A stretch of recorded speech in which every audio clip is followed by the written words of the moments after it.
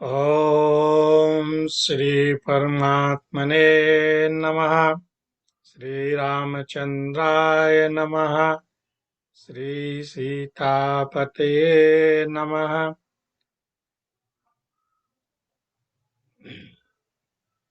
जय श्री राम। कल हमने वाल्मीकि रामायण से किष्किंधा कांड के 16वें सर्ग तक का अध्ययन किया और आज हम 17वें सर्ग का पाठ करते हैं, पढ़ते हैं। इस सर्ग में अब बाली का श्री रामचंद्र जी को फटकारने का वर्णन है और इस सर्ग का प्रथम श्लोक इस प्रकार है कि ततः शरणेहाभितो रामेण रणकर्कश पपात सहसा वाली निकृत्त इव पादपः। अर्थात युद्ध में कठोरता दिखलाने वाले राम के बाण से घायल हो कटे वृक्ष की भांति बाली सहसा पृथ्वी पर गिर पड़ा और उसका सारा शरीर पृथ्वी पर पड़ा हुआ था। तपाए हुए सुवर्ण के आभूषण अब भी उसकी शोभा बढ़ा रहे थे। वह देवराज इंद्र के बंधन रहित ध्वज की भांति पृथ्वी पर गिर पड़ा था। वानरों और भालुओं के भालुओं के यूथपति वाली के धराशायी हो जाने पर पृथ्वी चंद्र रहित आकाश की भांति शोभाहीन हो गई।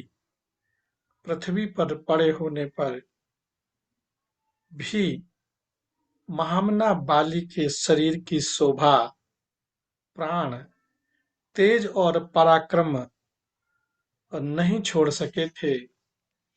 इंद्र की दी हुई रत्न जटित श्रेष्ठ सुवर्ण माला उस वानर राज के प्राण, तेज और शोभा को धारण किए हुए थी।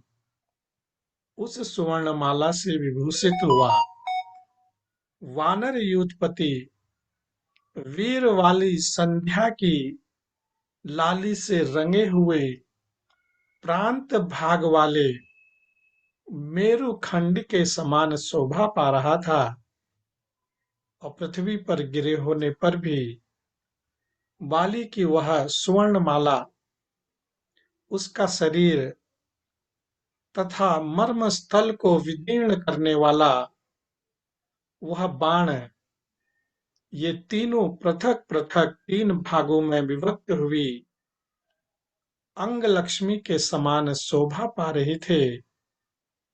वीरवर श्री राम के धनुष से चलाए गए उस अस्त्र ने वाली के लिए स्वर्ग का मार्ग प्रकाशित कर दिया था और उसे परम पद को पहुंचा दिया।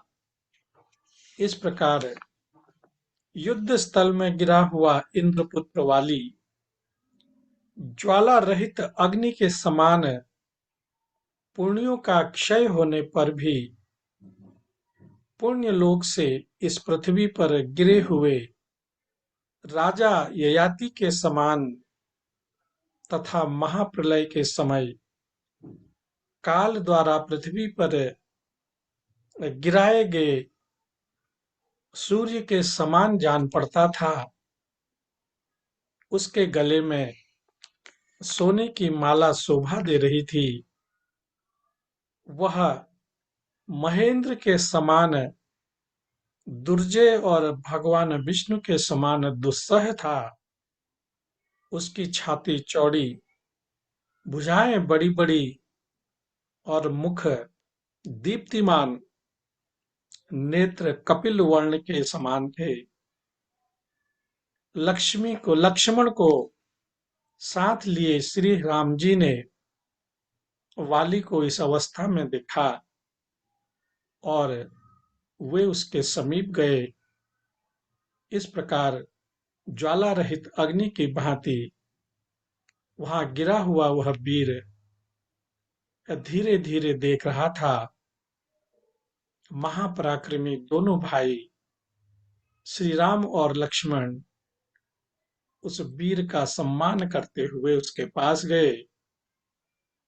उन श्री राम तथा महाबली लक्ष्मण को देखकर बाली धर्म और विनय से कठोर वाणी में बोला कि अब उसमें तेज और प्राण स्वल्प मात्रा में ही रह गए थे। वह बाण से घायल होकर पृथ्वी पर पड़ा हुआ था और उसकी चेष्टा धीरे धीरे लुप्त होती जा रही थी। उसने युद्ध में गर्वयुक्त पराक्रम प्रकट करने वाले गर्वीले श्री राम से कठोर वाणी में इस प्रकार कहना प्रारंभ किया कि रघुनंदन, आप राजा दशरथ के विख्यात पुत्र हैं। आपका दर्शन सबको प्रिय है।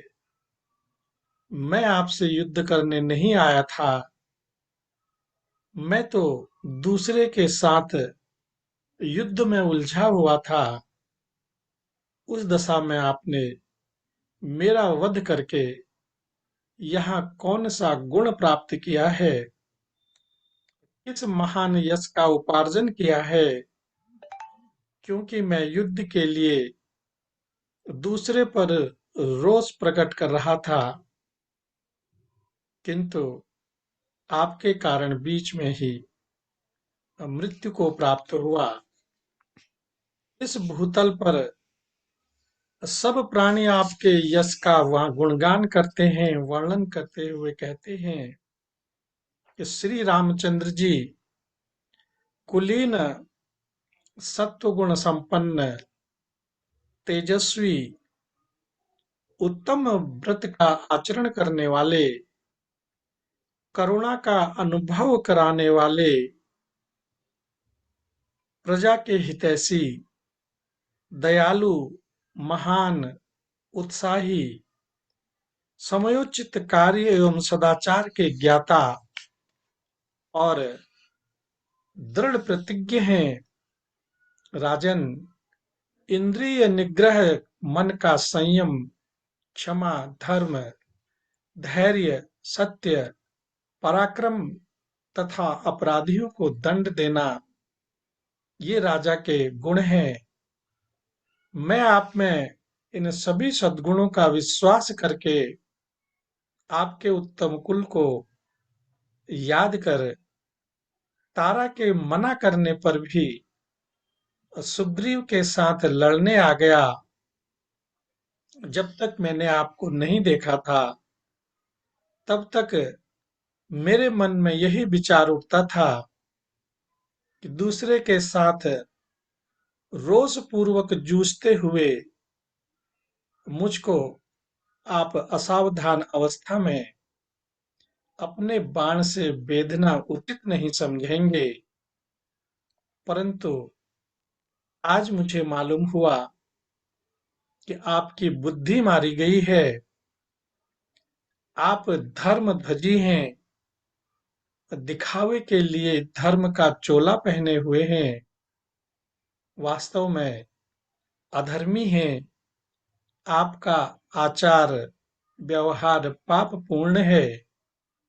आप घास फूस के ढके हुए कूप के समान धोखा देने वाले हैं। आपने साधु पुरुषों का सा वेश बना रखा है, परंतु हैं पापी, राख से ढकी हुई आग के समान। आपका असली रूप साधु वेश में छिप गया है। मैं नहीं जानता कि आपने लोगों को छलने के लिए ही धर्म की आड़ ली है। जब मैं आपके राज्य में या नगर में कोई उपद्रव नहीं कर रहा था, तब आपका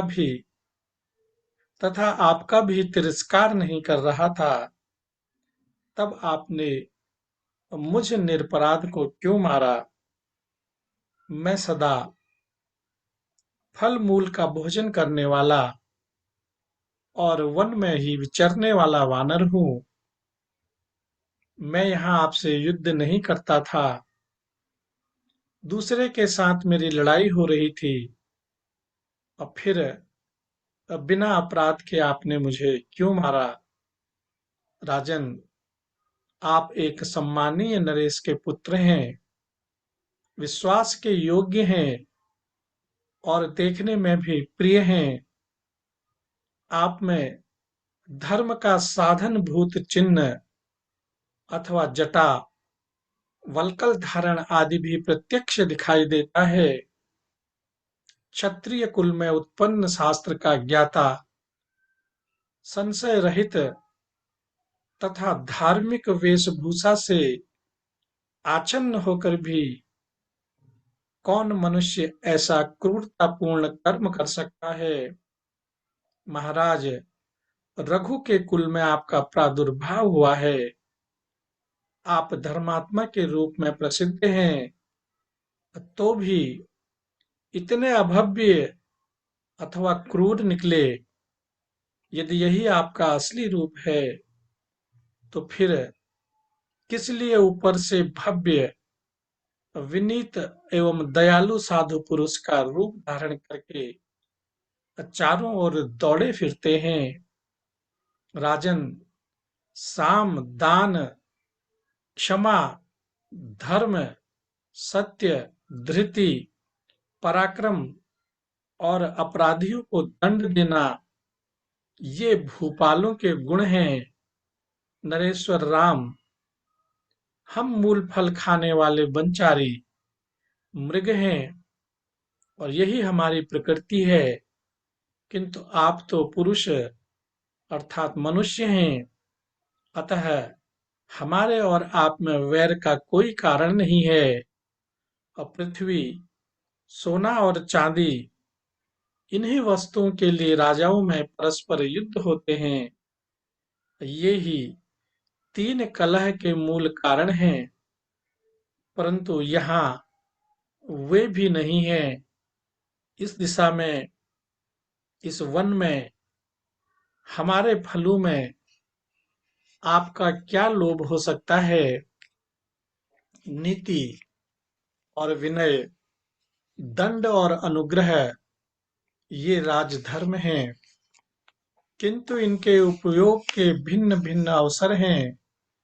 इनका अविवेकपूर्ण उपाय करना उचित नहीं है और राजाओं को स्वेच्छाधारी नहीं होना चाहिए। परंतु आप तो काम के गुलाम, क्रोधी और मर्यादा में स्थित न रहने वाले चंचल हैं। नय विनय आदि जो राजाओं के धर्म हैं, उनके अवसर का विचार किए बिना ही किसी का भी कहीं भी प्रयोग कर देते हैं और जहां कहीं भी बाण चलाते फिरते हैं। आपका धर्म के विषय में आदर नहीं है और न अर्थ साधन में ही आपकी बुद्धि स्थिर है। नरेश्वर, आप स्वेच्छाधारी हैं, इसलिए आपकी इंद्रियां आपको कहीं भी खींच ले जाते हैं। काकुत्स्थ्य, मैं सर्वथा निरपराध था, तो भी यहाँ मुझे बाण से मारने का घृणित कर्म करके सत्पुरुषों के बीच में आप क्या कहेंगे? राजा का वध करने वाला, ब्रह्म हत्यारा, गोघाती, चोर, प्राणियों की हिंसा में तत्पर रहने वाला, नास्तिक और परिवेत्ता अर्थात बड़े भाई के अविवाहित रहते अपना विवाह करने वाला छोटा भाई, ये सब के सब नरकगामी होते हैं। चुगली खाने वाला, लोभी, मित्र, हत्यारा तथा गुरु पत्नीगामी, ये पापात्माओं के लोक में जाते हैं, इसमें संशय नहीं है। हम बानरों का चमड़ा भी तो सत्पुरुषों के धारण करने योग्य नहीं होता। हमारे रोम और हड्डियां भी वर्जित हैं, अर्थात छूने योग्य नहीं हैं। आप जैसे धर्माचारी पुरुषों के लिए मांस तो सदा ही अभक्ष्य है। फिर किस लोभ से आपने मुझ वानर को अपने वाणों का शिकार बनाया है?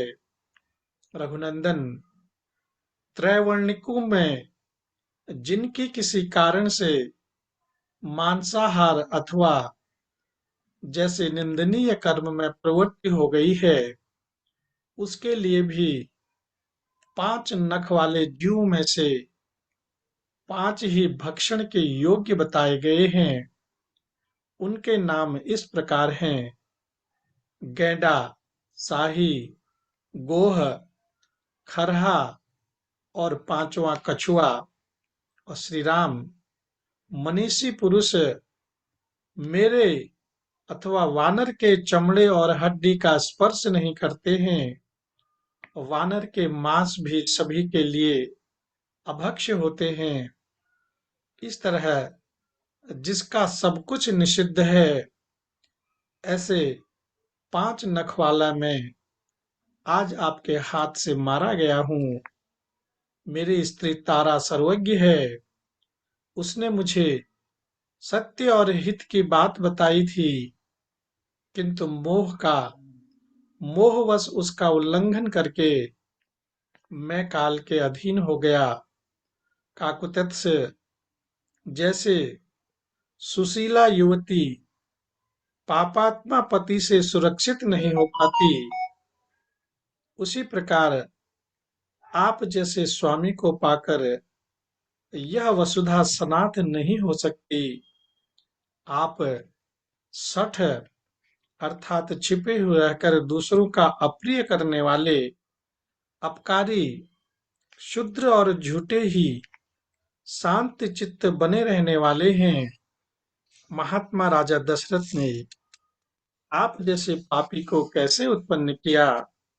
हाय, जिसने सदाचार का रस्सा तोड़ डाला है, सत्पुरुषों के धर्म एवं मर्यादा का उल्लंघन किया है, तथा जिसने अधर्म रूपी अंकुश की भी अवहेलना कर दी है, उस राम रूपी हाथी के द्वारा आज मैं मारा गया। ऐसा अशुभ, अनुचित और सत्पुरुषों द्वारा निंदित कर्म करके आप श्रेष्ठ पुरुषों से मिलने पर उनके सामने क्या कहेंगे?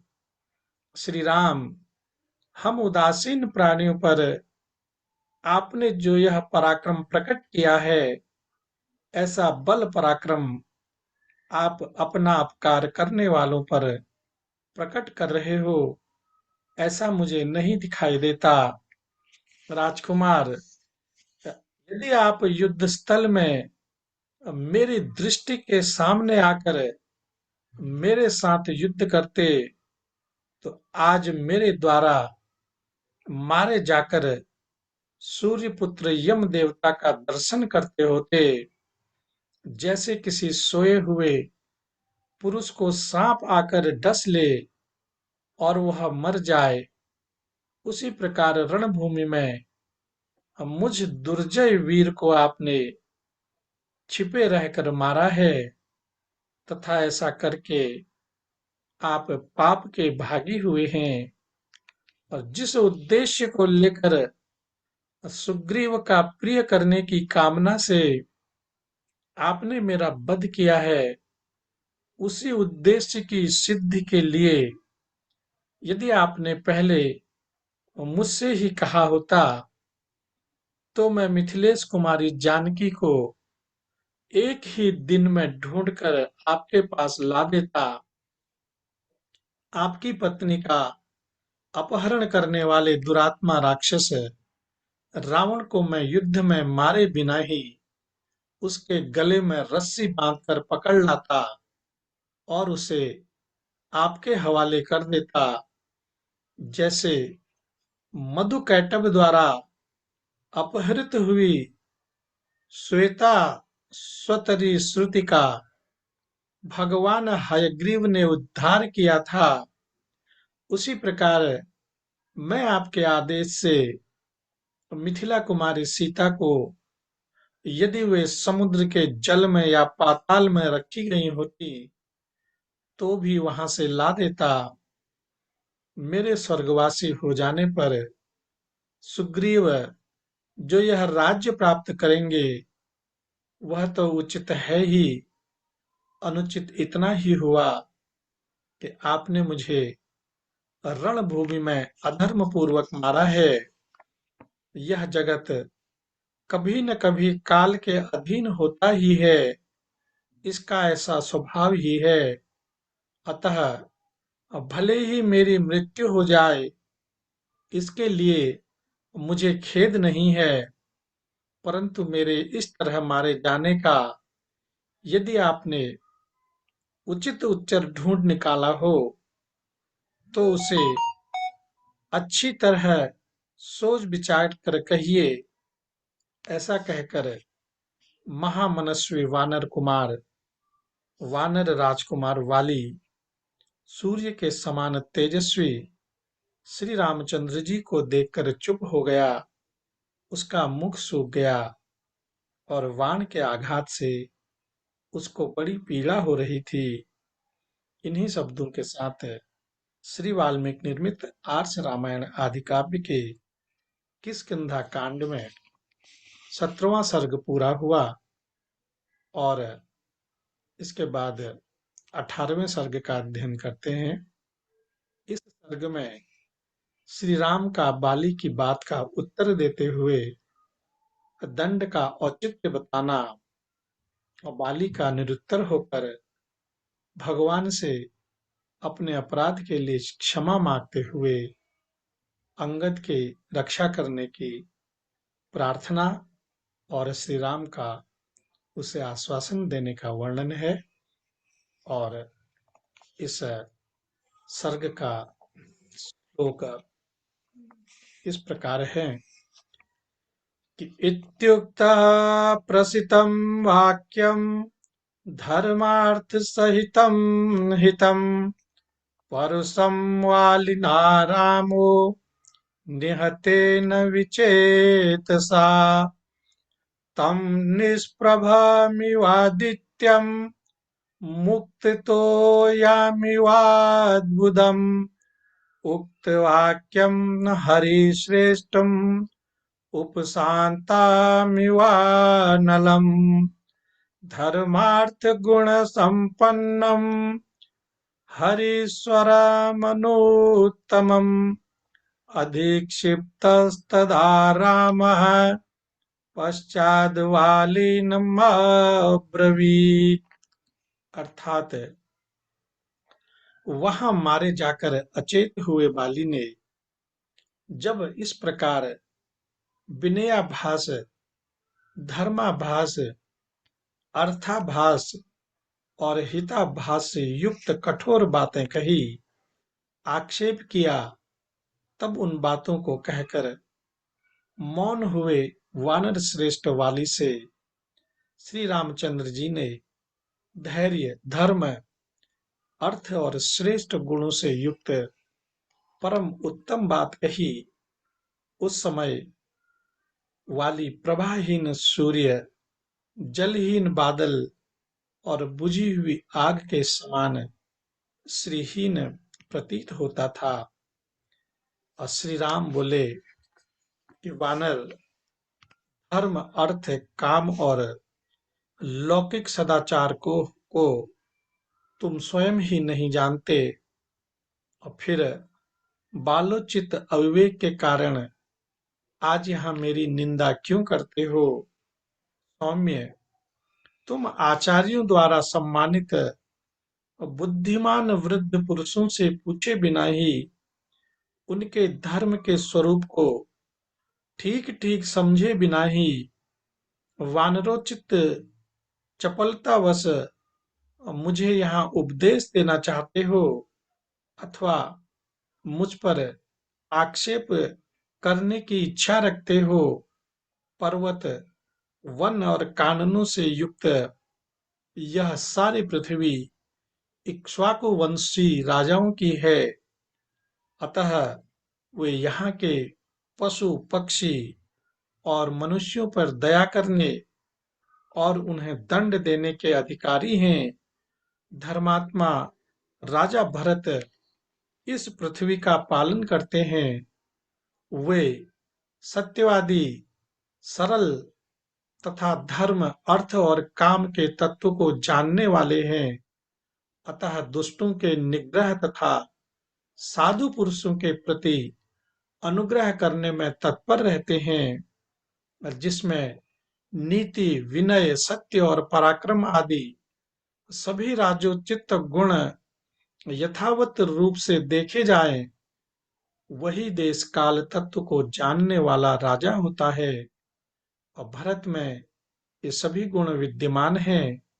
और भरत की ओर से हमें तथा दूसरे राजाओं को यह आदेश प्राप्त है कि जगत में धर्म के पालन और प्रसार के लिए यत्न किया जाए। और इसलिए हम लोग धर्म का प्रचार करने की इच्छा से सारी पृथ्वी पर विचरते रहते हैं। राजाओं में श्रेष्ठ भरत धर्म पर अनुराग रखने वाले हैं। वे समूची पृथ्वी का पालन कर रहे हैं। उनके रहते हुए इस पृथ्वी पर कौन प्राणी धर्म के विरुद्ध आचरण कर सकता है। हम सब लोग अपने श्रेष्ठ धर्म में दृढ़ता पूर्वक स्थिर रहकर भरत की आज्ञा को सामने रखते हुए धर्म मार्ग से भ्रष्ट पुरुषों को विधि पूर्वक दंड देते हैं। तुमने अपने जीवन में काम को ही प्रधानता दे रखी है। राजोचित मार्ग पर तुम कभी स्थिर नहीं होते। तुमने सदा ही धर्म को बाधा पहुंचाई और बुरे कर्मों के कारण सत्पुरुषों द्वारा सदा तुम्हारी निंदा की गई। बड़ा भाई, पिता तथा जो विद्या देता है वह गुरु, और ये तीनों धर्म मार्ग पर स्थिर रहने वाले पुरुषों के लिए पिता के तुल्य माननीय हैं, ऐसा समझना चाहिए। और इसी प्रकार छोटा भाई, पुत्र और गुणवान शिष्य, ये तीन पुत्र के तुल्य समझे जाते हैं। और उनके प्रति ऐसा भाव रखने में धर्म ही कारण है। वानर, सज्जनों का धर्म सूक्ष्म होता है, वह परम दुर्जेय है। उसे समझना अत्यंत कठिन है। और समस्त प्राणियों के अंतःकरण में विराजमान जो परमात्मा है, वे ही सबके शुभ और अशुभ को जानते हैं। और तुम स्वयं भी चपल हो और चंचल चित्त वाले अजितात्मा वानरों के साथ रहते हो। अतः जैसे कोई जन्मांध पुरुष जन्मांधों से ही रास्ता पूछे, उसी प्रकार तुम उन चपल वानरों के साथ परामर्श करते हो। और फिर तुम धर्म का विचार क्या कर सकते हो, इसके स्वरूप को कैसे समझ सकते हो। मैंने यहाँ जो कुछ कहा है उसका अभिप्राय तुम्हें स्पष्ट करके बताता हूँ। तुम्हें केवल रोषवश तुमने केवल मेरी निंदा नहीं करनी चाहिए। अब मैंने तुम्हें क्यों मारा है, इसका कारण सुनो और समझो। तुम सनातन धर्म का त्याग करके अपने छोटे भाई की स्त्री से सहवास करते हो। इस महामना सुग्रीव के जीते जी इसकी पत्नी रुमाका, जो तुम्हारी पुत्र वधु के समान है, कामवश उपभोग करते हो, अतः पापाचारी हो। वानर, इस तरह तुम धर्म से भ्रष्ट भ्रष्ट हो, स्वेच्छाधारी हो गए हो और अपने भाई की स्त्री को गले लगाते हो, और तुम्हारे इसी अपराध के कारण तुम्हें यह दंड दिया गया है। और वानरराज, जो लोकाचार से भ्रष्ट होकर लोक विरुद्ध आचरण करता है, उसे रोकने या राह पर लाने के लिए मैं दंड के सिवा और कोई उपाय नहीं देखता। मैं उत्तम कुल में उत्पन्न क्षत्रिय हूँ, अतः मैं तुम्हारे पाप को क्षमा नहीं कर सकता। और जो पुरुष अपनी कन्या, बहन अथवा छोटे भाई की स्त्री के पास काम बुद्धि से जाता है, उसका वध करना ही उसके लिए उपयुक्त दंड माना गया है। हमारे राजा भरत हैं, हम लोग तो केवल उनके आदेश का पालन करने वाले हैं। तुम धर्म से गिर गए हो, अतः तुम्हारी उपेक्षा कैसे की जा सकती है। विद्वान राजा भरत महान धर्म से भ्रष्ट हुए पुरुष को दंड देते और धर्मात्मा पुरुष का धर्म पूर्वक पालन करते हुए कामासक्त स्वेच्छाधारी पुरुषों के निग्रह में तत्पर रहते हैं। हरीश्वर, हम लोग तो भरत की आज्ञा को ही प्रमाण मानकर धर्म मर्यादा का उल्लंघन करने वाले तुम्हारे जैसे लोगों को दंड देने के लिए सदा उद्यत रहते हैं। और सुग्रीव के साथ मेरी मित्रता हो चुकी है, उनके प्रति मेरा वही भाव है जो लक्ष्मण के प्रति है। वे अपनी स्त्री और राज्य की प्राप्ति के लिए मेरी भलाई करने के लिए भी कटिबद्ध हैं। मैंने वानरों के समीप इन्हें स्त्री और राज्य दिलाने के लिए प्रतिज्ञा भी कर ली है। और ऐसी दशा में अब मेरे जैसा मनुष्य अपनी प्रतिज्ञा की ओर से कैसे दृष्टि उठा सकता है। और ये सभी धर्माकुल महान कारण एक साथ उपस्थित हो गए, जिनसे विवश होकर तुम्हें उचित दंड देना पड़ा है, और तुम भी इसका अनुमोदन करो। और धर्म पर दृष्टि रखने वाले मनुष्य के लिए मित्रता का उपकार करना धर्म ही माना गया है। अतः तुम्हें जो यह दंड दिया गया है, वह धर्म के अनुकूल है, ऐसा ही तुम्हें समझना चाहिए। और यदि राजा होकर तुम धर्म का अनुसरण करते हो, तुम्हें भी वही काम करना पड़ता है जो मैंने किया।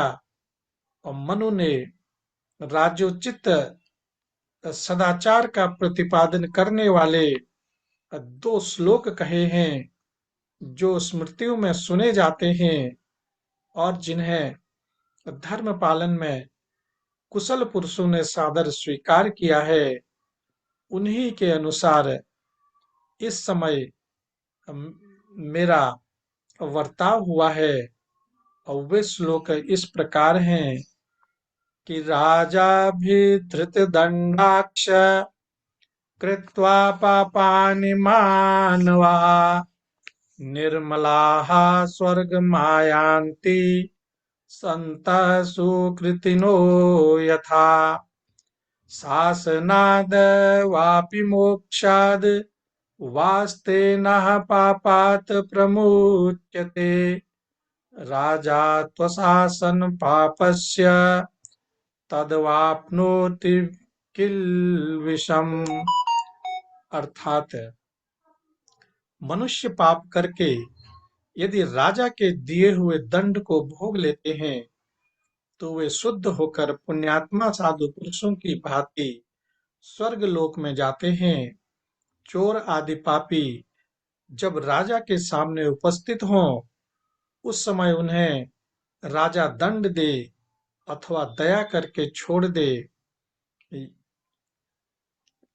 चोर आदि पापी पुरुष अपने पाप से मुक्त हो जाता है, किंतु यदि राजा पापी को उचित दंड नहीं देता तो उसे स्वयं उसके पाप का फल भोगना पड़ता है। और मनुस्मृति में ये दोनों श्लोक किंचित पाठांतर से इस प्रकार मिलते हैं कि राजा विकृत दंडास्तु कृत्वा पापानि मानवा निर्मला स्वर्गम् आयान्ति सन्तः सुकृतिनो यथा शासनाद् वा विमोक्षाद वास्तेन स्तेयाद् विमुच्यते आसुत्वा तुम तम राजा स्नेयाप्नोति किल्बिषम्। अर्थात तुमने जैसा पाप किया है वैसा ही पाप प्राचीन काल में एक श्रमण ने किया था। उसे मेरे पूर्वज महाराज मानधाता ने बड़ा कठोर दंड दिया था, जो शास्त्र के अनुसार अभीष्ट था। और यदि राजा दंड देने में प्रमाद कर जाए तो उन्हें दूसरों के किए हुए पाप भी भोगने पड़ते हैं, तथा उसके लिए जब वे प्रायश्चित करते हैं तभी उसका दोष शांत होता है। अतः वानर श्रेष्ठ, पश्चाताप करने से कोई लाभ नहीं है। सर्वथा धर्म के अनुसार ही तुम्हारा वध किया गया है, क्योंकि हम लोग अपने वश में नहीं हैं, शास्त्र के अधीन हैं। और वानर शिरोमणि, तुम्हारे वध का जो दूसरा कारण है उसे भी सुन लो। वीर, उस महान कारण को सुनकर तुम्हें मेरे प्रति क्रोध नहीं करना चाहिए।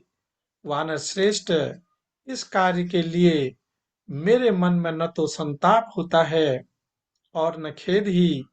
मनुष्य, राजा आदि बड़े बड़े जाल बिछाकर, फंदे फैलाकर और नाना प्रकार के कूट उपाय, गुप्त गड्ढों के निर्माण आदि करके छिपे रहकर सामने आकर और बहुत से मृगों को पकड़ लेते हैं। भले ही वे भयभीत होकर भागते हों या विश्वस्त होकर अत्यंत निकट बैठे हों। मांसाहारी मनुष्य, क्षत्रिय, सावधान, असावधान अथवा विमुख होकर भागने वाले पशुओं को भी अत्यंत घायल कर देते हैं, किंतु उनके लिए इस मृगया में दोष नहीं होता।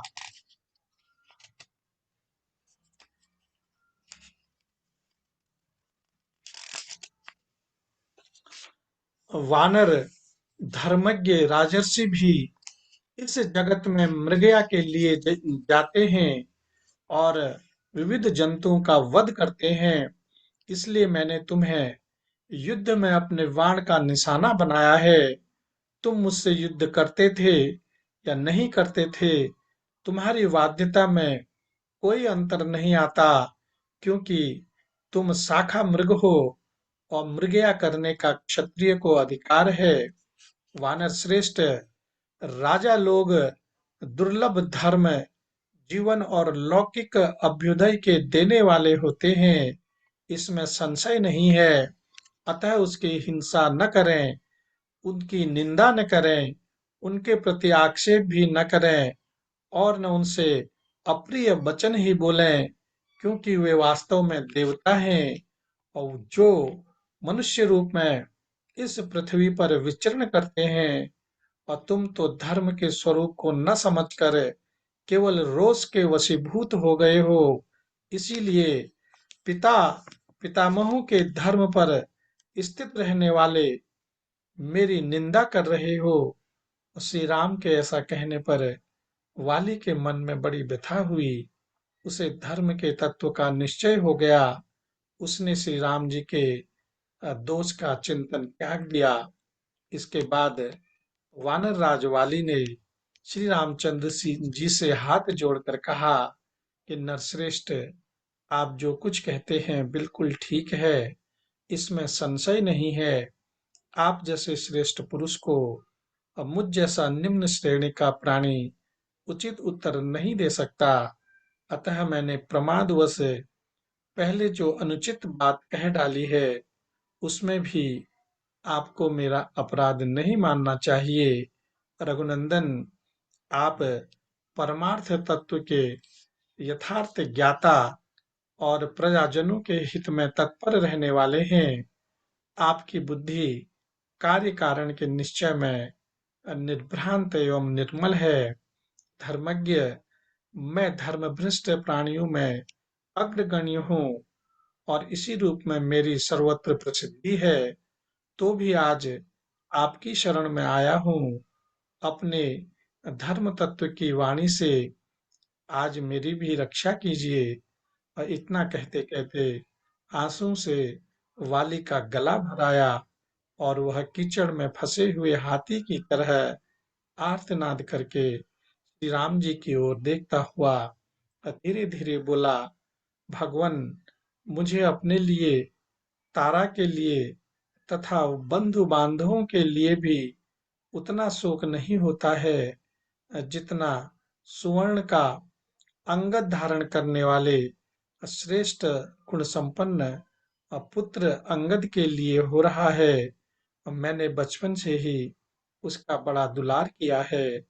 अब मुझे न देखकर वह बहुत दुखी होगा और जिसका जल पी लिया गया हो उस तालाब की तरह सूख जाएगा। श्री राम, वह अभी बालक है, उसकी बुद्धि परिपक्व नहीं हुई है। मेरा इकलौता बेटा होने के कारण तारा कुमार अंगद मुझे बड़ा प्रिय है। आप मेरे उस महाबली पुत्र की रक्षा कीजिएगा। सुग्रीव और अंगद दोनों के प्रति आप सद्भाव रखें। अब आप ही इन लोगों के रक्षक तथा इन्हें कर्तव्य अकर्तव्य की शिक्षा देने वाले हैं। राजन नरेश्वर, भरत और लक्ष्मण के प्रति आपका जैसा बर्ताव है वही सुग्रीव और अंगद के प्रति भी होना चाहिए। आप उसी भाव से इन दोनों का स्मरण करें। और बेचारी तारा की बड़ी शोचनीय अवस्था हो गई है और मेरे ही अपराध से उसे भी अपराधिनी समझकर सुग्रीव उसका तिरस्कार न करे और इस बात की भी व्यवस्था कीजिएगा। सुग्रीव आपका कृपा पात्र होकर भी इस राज्य का यथार्थ रूप से पालन कर सकता है। आपके अधीन होकर आपके चित्त का अनुसरण करने वाला पुरुष स्वर्ग का और पृथ्वी का भी राज्य पा सकता है और अच्छी तरह पालन कर सकता है। मैं चाहता हूँ कि आपके हाथ से मेरा वध हो, इसलिए तारा के मना करने पर भी अ, अपने भाई सुग्रीव के साथ द्वंद्व युद्ध करने के लिए चला आया और श्री रामचंद्र जी से ऐसा कहकर वानर राज वाली चुप हो गया। उस समय उसकी ज्ञान शक्ति का विकास हो गया था और श्री रामचंद्र जी ने धर्म के यथार्थ स्वरूप को प्रकट करने वाली साधु पुरुषों द्वारा प्रशंसित वाणी में उससे कहा कि वानर श्रेष्ठ, तुम्हें इसके लिए संताप नहीं करना चाहिए। कवि प्रवर, तुम्हें हमारे और अपने लिए भी चिंता करने की आवश्यकता नहीं है, क्योंकि हम लोग तुम्हारी अपेक्षा विशेषज्ञ हैं। इसलिए हमने धर्मानुकूल कार्य करने का निश्चय कर रखा है। जो दंडनीय पुरुष को दंड देता है तथा जो दंड का अधिकारी होकर दंड भोगता है, उसमें से दंडनीय व्यक्ति अपने अपराध के फलस्वरूप में शासक का दिया हुआ दंड भोगकर तथा दंड देने वाला शासक उसके उस फल भोग में कारण निमित्त बनकर कृतार्थ हो जाते हैं। अपना अपना कर्तव्य पूरा कर लेने के कारण कर्म रूप ऋण से मुक्त हो जाते हैं। अतः वे दुखी नहीं होते और तुम इस दंड को पाकर पाप रहित हुए और इस दंड का विधान करने वाले शास्त्र द्वारा कथित दंड ग्रहण रूप मार्ग से चलकर तुम्हें धर्मानुकूल शुद्ध स्वरूप की प्राप्ति हो गई है। अब तुम अपने हृदय में स्थित शोक, मोह और भय का त्याग कर दो। वानर श्रेष्ठ, तुम देव के विधान को नहीं लांघ सकते। वानरेश्वर, कुमार अंगद तुम्हारे जीवित रहने पर जैसा था, उसी प्रकार सुग्रीव और मेरे साथ भी सुख से रहेगा, इसमें संशय नहीं है।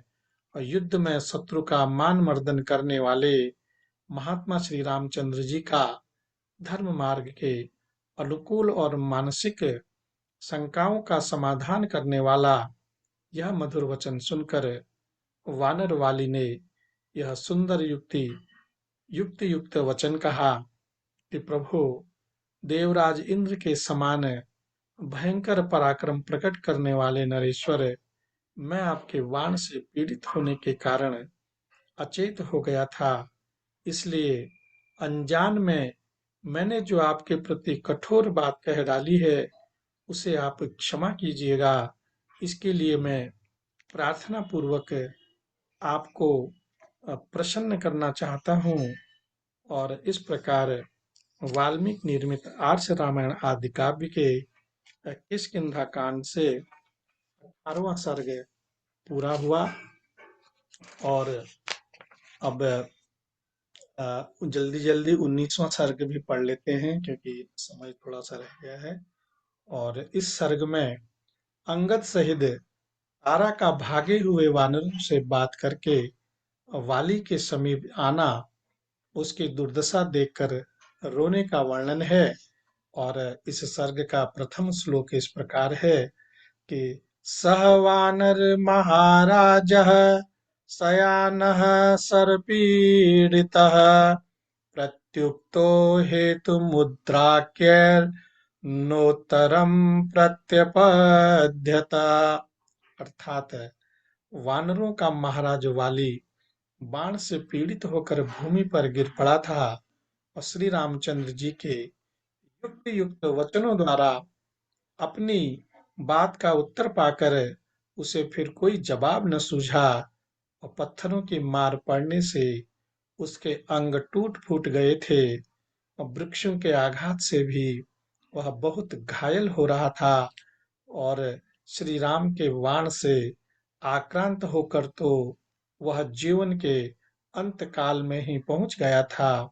उस समय वह मूर्छित हो गया, और उसकी पत्नी तारा ने सुना कि युद्ध स्थल में वानर श्रेष्ठ वाली श्री राम के चलाए हुए बाण से मारे गए हैं, तो अपने स्वामी के वध का अत्यंत भयंकर एवं अप्रिय समाचार सुनकर वह बहुत उद्विग्न हो उठी, और अपने पुत्र अंगद को साथ ले उस पर्वत की कंदरा से बाहर निकली। अंगद के को चारों ओर से घेर कर उसकी रक्षा करने वाले जो महाबली वानर थे, वे श्री रामचंद्र जी को धनुष लिए देख भयभीत होकर भाग चले। और तारा ने वेग से आकर भाग कर आते हुए उन भयभीत वानरों को देखा। वे जिनके युद्धपति मारे गए हों, उन युद्धभ्रष्ट मृगों के समान जान पड़ते थे। और वे सब वानर श्री राम से इस प्रकार डरे हुए थे, मानो उनके बाण इनके पीछे आ रहे हों। और उन दुखी वानरों के पास पहुंचकर सती साध्वी तारा और भी दुखी हो गई, तथा उनसे इस प्रकार कहने लगी कि वानरों, तुम तो उन राजसिंह बाली के आगे आगे चलने वाले थे, अब उन्हें छोड़कर अत्यंत भयभीत होकर दुर्गति में पड़कर क्यों भाग रहे हो? यदि राज्य के लोभ से उस क्रूर भाई सुग्रीव ने श्री राम को प्रेरित करके उनके द्वारा दूर से चलाए हुए और दूर तक जाने वाले बाणों द्वारा अपने भाई को मरवा दिया है, तो तुम लोग क्यों भाग रहे हो?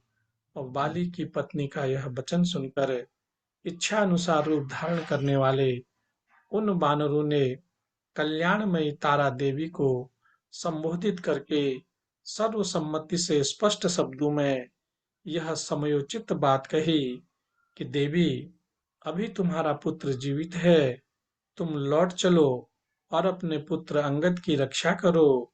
और श्री राम का रूप धारण करके स्वयं यमराज आ पहुंचा है, जो बाली को मारकर अपने साथ ले जा रहा है, और बाली के चलाए हुए वृक्षों और बड़ी बड़ी शिलाओं को अपने वज्र तुल्य बाणों से विदीर्ण करके श्री राम ने बाली को मार गिराया है, मानो वज्रधारी इंद्र ने अपने वज्र के द्वारा किसी महान पर्वत को धराशायी कर दिया हो।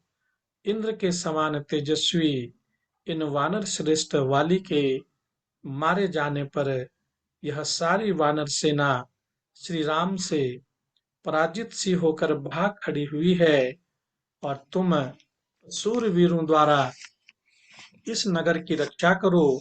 कुमार अंगद का किष्किंधा के राज्य पर अभिषेक कर दो। राज सिंहासन पर बैठे हुए वाली कुमार अंगद को सभी वानर सेवा करेंगे। अथवा सुमुखी, अब इस नगर में तुम्हारा रहना हमें अच्छा नहीं जान पड़ता, क्योंकि किष्किंधा के दुर्गम स्थानों में अभी सुग्रीव पक्षी वानर शीघ्र प्रवेश करेंगे। यहाँ बहुत से ऐसे वनचारी वानर हैं, जिनमें से कुछ तो अपनी स्त्रियों के साथ हैं और कुछ स्त्रियों से बिछड़े हुए हैं। उनमें राज्य विषयक लोभ पैदा हो गया है, और वो पहले हम लोगों के द्वारा राज्य सुख से वंचित किए गए हैं। अतः इस समय उन सब से हम लोगों को महान भय प्राप्त हो सकता है। अभी थोड़ी ही दूर तक आए हुए उन वानरों की यह बात सुनकर मनोहर हास वाली कल्याणी तारा ने उन्हें अपने अनुरूप उत्तर दिया कि वानरों, जब मेरे महाभाग पतिदेव कपि सिंह बाली ही नष्ट हो रहे हैं, तब मुझे पुत्र से, राज्य से तथा अपने इस जीवन से भी क्या प्रयोजन है। मैं तो जिन्हें श्री राम के चलाए हुए बाण ने मार गिराया है, उन महात्मा वाली के चरणों के समीप ही जाऊंगी। ऐसा कहकर शोक से व्याकुल हुई तारा रोती और अपने दोनों हाथों से दुखपूर्वक सिर एवं छाती पीटती हुई बड़ी जोर से दौड़ी। आगे बढ़ती हुई तारा ने देखा, जो युद्ध में कभी पीठ न दिखाने वाले दानव राजों का भी वध करने में समर्थ थे, वे मेरे पति वानर राज वाली पृथ्वी पर पड़े हुए हैं।